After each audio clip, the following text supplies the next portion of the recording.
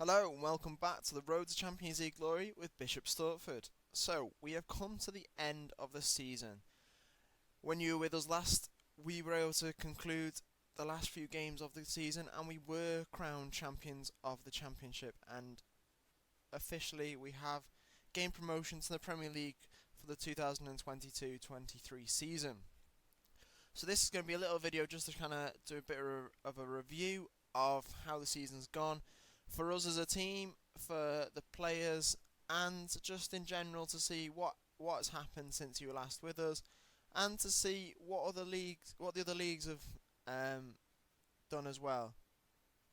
So we'll have a little look to see how the other teams are getting on in the other divisions, see who got promoted, who got relegated, and just have a little general ponder of world football in 2022. So as you can see, straight off we are top of the league, and going up into the Premier League with us are Fulham and Norwich. Getting relegated are Derby, Bristol City and Gillingham. Gillingham were a team that came up with us 2 seasons ago, did quite well last year, but unfortunately now have been relegated back down to League 1. So other competitions, as you knew, we got through to the semi-finals of the FA Cup and got knocked out by Man City. That was eventually won by Manchester United. We got knocked out in the third round of the EFL Cup by Reading, and that was eventually won by Chelsea. We weren't in any other competitions this season. We were only in the 3. So hopefully, in times in the future, we'll be in a few more competitions than just the 3. Obviously, you've got the European Cup competitions, a Community Shield, all that lot to hopefully come in the future of Bishops Stortford. So let's have a little look at how the squad did this season. So if you have a look, the player with the most appearances was Dejan, who has, if I have a little quick look to show you, has been with us since the Vanarama National. He's played 182 games. I think, if I'm correct now, he is the record appearance holder for the club. We'll double check this after we've had a look at the stats. But he's done alright. He's got better as time's gone by, which is really nice to see. He's 27 years old now. He's had 9 caps for Macedonia. Stats going up still steadily. He's got decent stats, which is always useful to kind of have at this level. I'm gonna try and keep him as our first team footballer, as our first team keeper next year, unless I can miraculously find a amazing goalkeeper, maybe as a free transfer, because we haven't been given massive budgets. I'm not going to be looking to spend lots of money. So if we can find a free transfer keeper, then yes, he might have to drop down to reserve keeper. But I'm going to give him a go. He might prove me wrong and do really, really well. If you look at his achievements, he got in the national select for this season. Just to show you as well, he got the national select in League 1 in 2020. Back in where are we? He got in the national select in 2019 in League 2, and he's included in ours. But he's got 3 Team of the Year awards for League 2, League 1, and the Championship. For a player that's come from an Arsenal trainee and come to us and played his first senior game for us, I'm pretty impressed. He's done well. He's done a lot better than I thought when I signed him. So underneath him, you got Adam McCourt, who's played 38 games, and then from then on, really, it's quite wide. It's quite spread out, to be honest. There are a lot of players with quite a few appearances over time, and with a few subs appearances. I like to switch it around. There wasn't really, except for Dejan and Adam, there wasn't really someone that played week in, week out that was that mainstay player. There's some of them might have dropped to the bench every so often. Like William dropped to the bench quite a few times, and he came off and did alright. Look at goal scorers. We got obviously William with 25, Mike with 15, and Cho with 10. Jonathan Benteke stuck in with 8.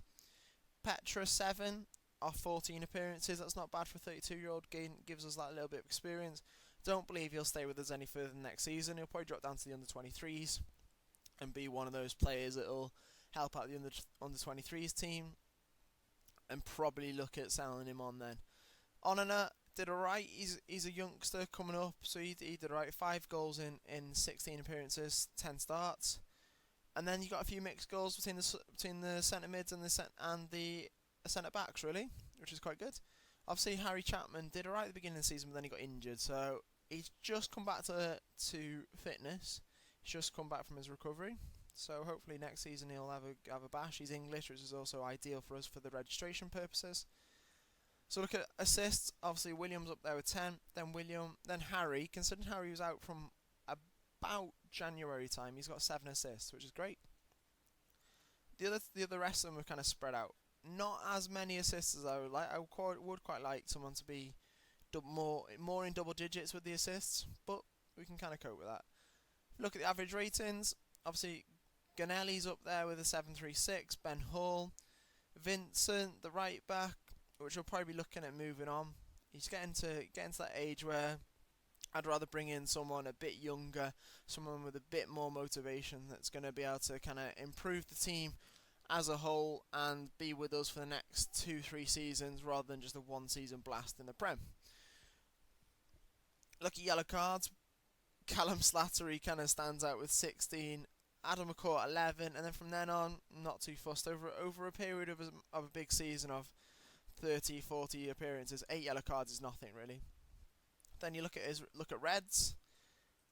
We had 4 red cards, but no one really had any more than 1. There was a few double yellows in there, so not looking too bad. I'm not too fussed about that one.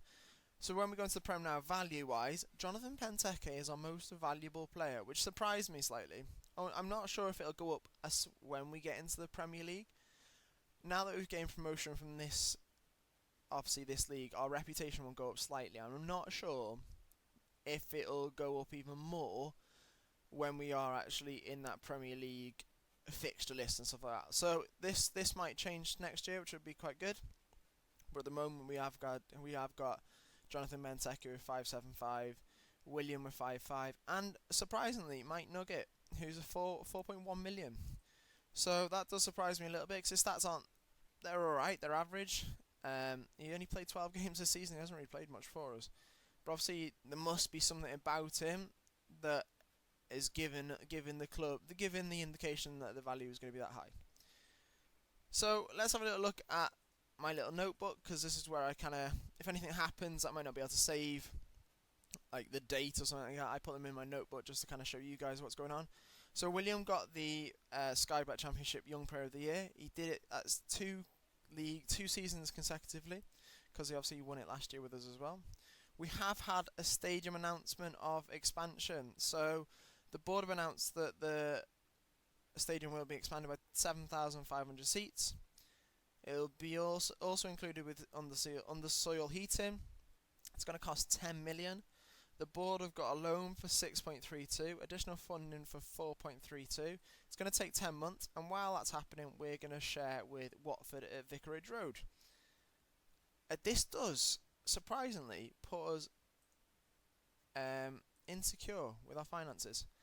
That will change very quickly, because obviously, as soon as we go up, we're going to get about 60-70 million through the TV obviously contracts, which will be great. So we'll get a lot of money for that, which will obviously is only going to benefit us as a club. I also picked up Manager of the Year. It's another little award for me, which is quite nice.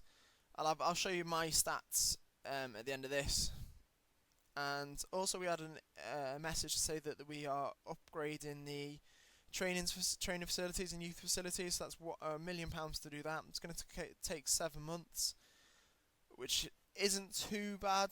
So probably done by about November-ish time, I think, if I look correctly.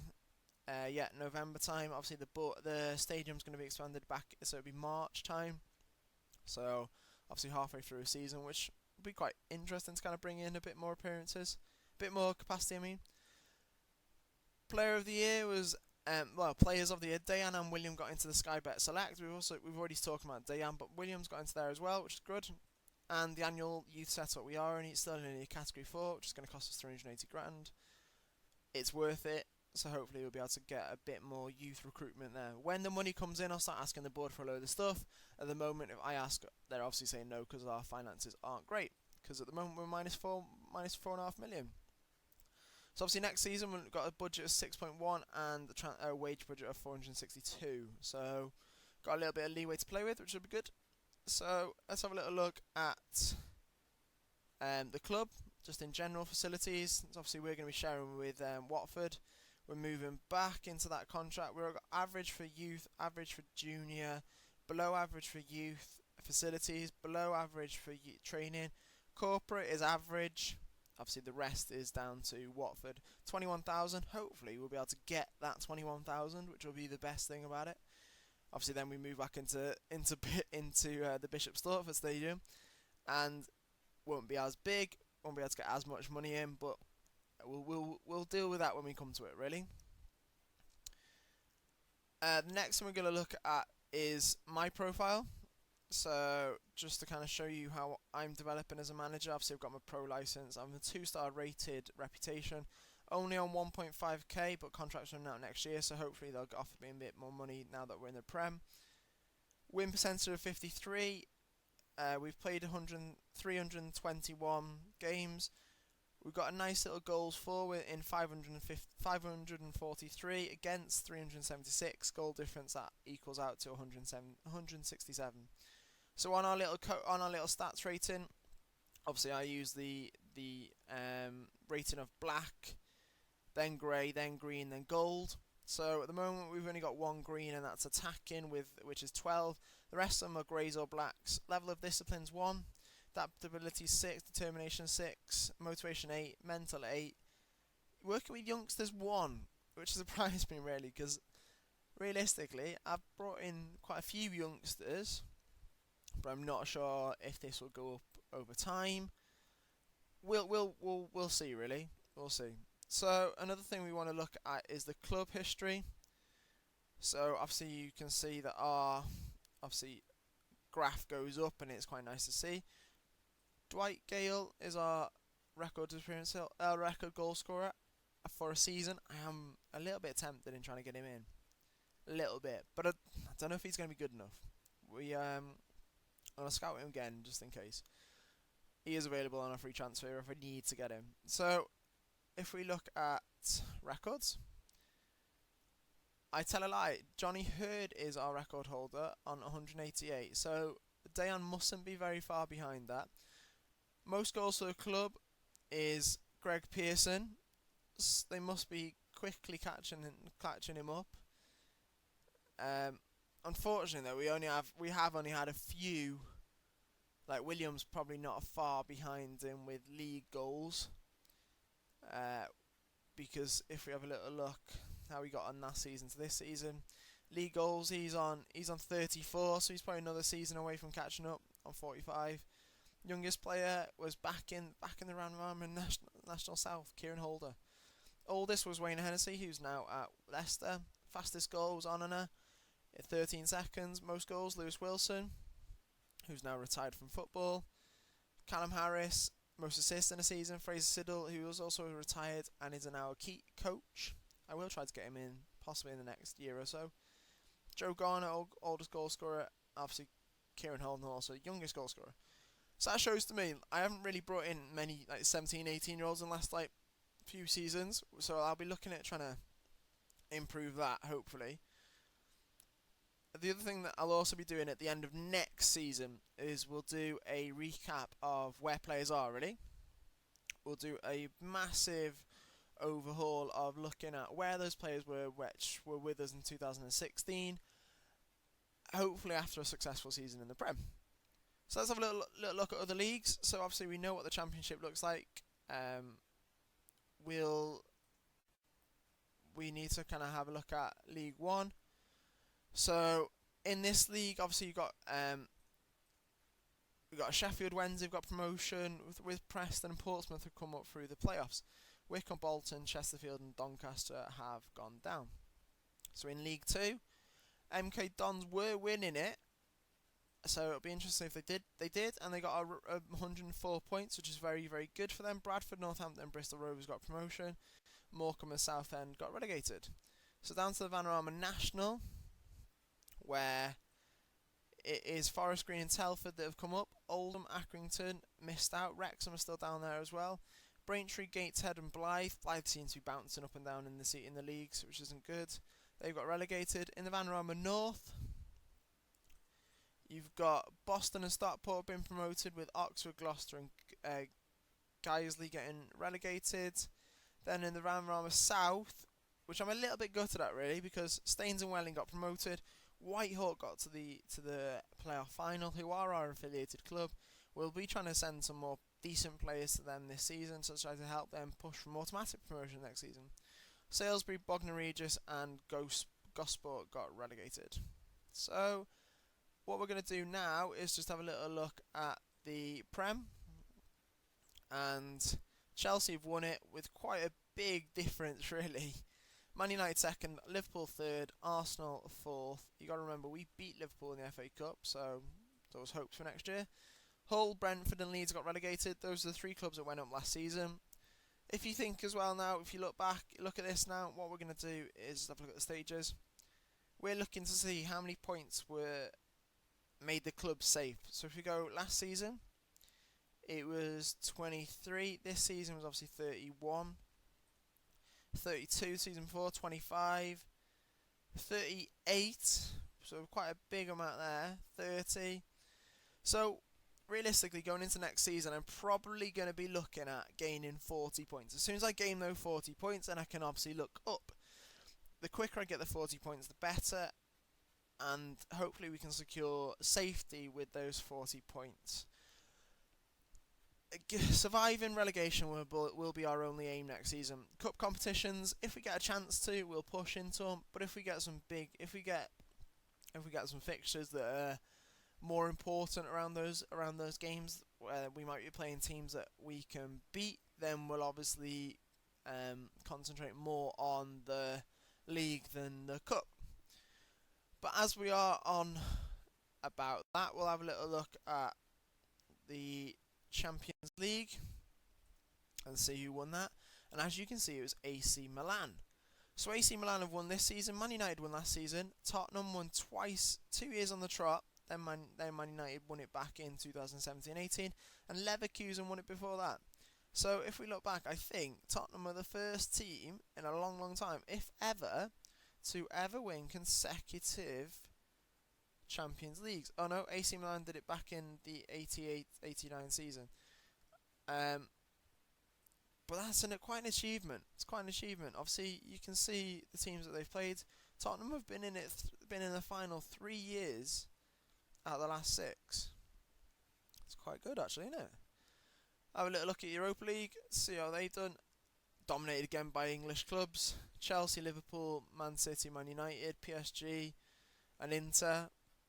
Because I'm in the English system, obviously things occur, and I kind of guess it's part of how the scripting kind of works. That it's kind of in the match engine, that because if I'm managing in this country, then obviously that becomes a bit stronger. And as you can see, Chelsea, Liverpool, Man City and Man United are doing it. But also you got to think as well the amount of money that's in the English system, and hopefully we're going to be going into that money. Then the clubs can buy big players, can spend big money on wages, and develop that team quite nicely. So it's nice to see that the English clubs are doing alright, but it's quite nice to see like the odd teams like Sporting, Barcelona in the Europa League final this year. Obviously they must have got knocked out in the group stages. So that's kind of it for today, guys. We just kind of had a little general look of how things were going in the season. You were with us when we got promotion. You were with us when we won the league against Leicester, and then had the game where we took a few youngsters in against West Brom. We're now looking on towards next season. We're going to be trying to sign some big players with a bit of potential about them. We'll be scouting all over. I'll be doing my usual of going through all the countries and just kind of seeing if there's any freebies coming up, if there's any free players that are going to be available out of contract maybe. We're in 2022, which also means there's a cup competition. I can't remember if it's World Cup or European. Is it the World Cup? I'm not entirely sure. And all of a sudden, my game's going slow. Yeah, 2022. It's the Cup, and it's hosted by Canada. So when you guys come back with us in pre-season, we'll announce who wins that. Just have a little look who's in it. Some interesting clubs. Congo, Costa Rica. But we'll come back to that back in pre-season. So guys, thanks for pressing play. As always, if you've liked it, drop a like. If you want to see more, subscribe and pass it on to your friends and see what they think as well. Bye for now.